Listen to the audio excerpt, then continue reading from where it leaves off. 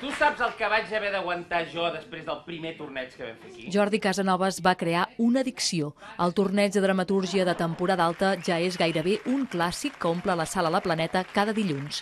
Després d'esquivar cops de puny teatrals, Jordi Oriol i Paco Mir pugen al ring. La victòria es juga avui a una única batalla. Jo era ben guapa i mai no vaig passar gana. Al text de Paco Mir hi deien que plouria, el defensen avui els púgils Mercè Comas i Àurea Márquez. De mare només n'hi ha una i sóc jo, però de pare en tens dos. El de tota la vida i el de debò. I m'ho dius ara?